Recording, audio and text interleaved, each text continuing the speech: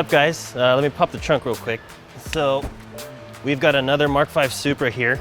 This one belongs to Corina, aka at Hollow Core. We've got a Varis Widebody lined up for this, as well as some Advan parts.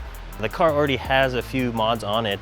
It's got these wheels on it for the track, iBox springs and sway bars. And you know, I was fortunate enough to be able to test this car on the track. It did really well with the setup that it's got, but because it's going in under such a major change, we'll be putting on some new parts. So let's go see what's in the trunk. Yep, so we've got, looks like a Injen intake and a charge pipe.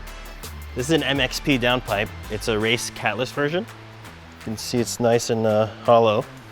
And we've also got an Injen intake and charge pipe to install. So we'll take a closer look at those. Chris is gonna get the car ready while it cools down. So we'll be throwing those on right now. Stay tuned.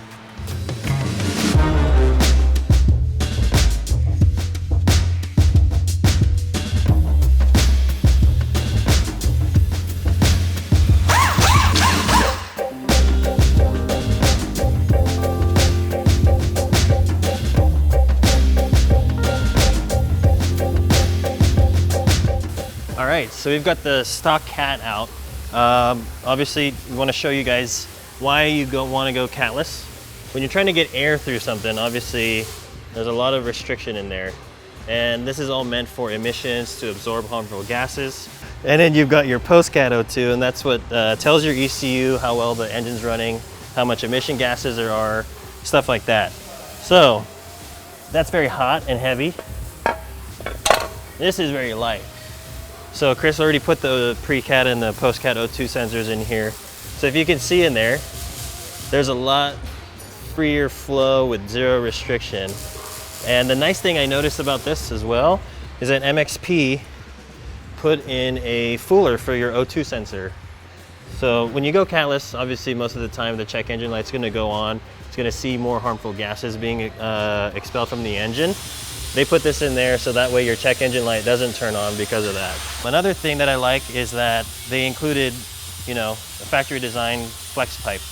With a lot cheaper options, there's they just don't do the flex pipe, but for whatever reason, if the factory puts it there, engine movement, torque, there's a reason it should be there. So it's good that it's there. Let's get this inside and show you what the turbo looks like.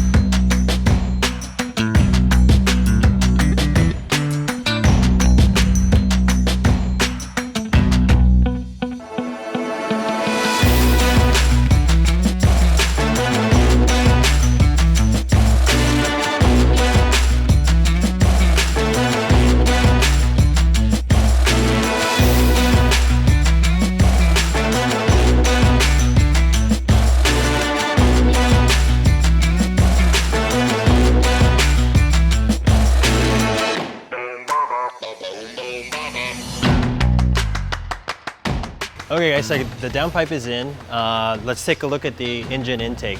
It's a really nice install. If you look, they've got a custom heat shield, more of a traditional placement, not a fully enclosed box. At least this way you're gonna get a nice induction noise with the filter exposed like that. Another thing we noticed is the exact fitment of all the pieces. It's a two-piece intake. You could tell Injen took their time with their design and jigging. And the biggest thing we noticed is that this piece to the throttle body is directly bolted on. On some systems we've seen, it's been a coupler that mates it to the throttle body, but this Injen intake's perfectly mounted directly to the throttle body. Let's hear it. That, coupled with the downpipe, we'll get some shots from the front and from the back. And we can tell the difference just in noise.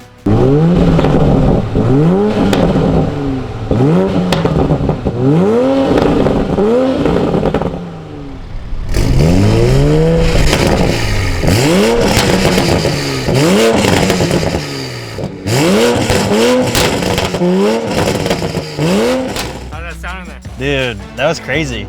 It's pretty aggressive with like, it's on a stock tune, I believe. So with that many burbles just from a catless downpipe, it's pretty aggressive. There's no drone. I mean, we're not under load, but there was really no drone from it. So that's good too. But the coolest thing I noticed is that there was no check engine light, even though we didn't have to flash it. Usually with a catless car, you have to flash it to get rid of the check engine light. But that means that the O2 sensor fooler is working. So that's another really cool feature about it.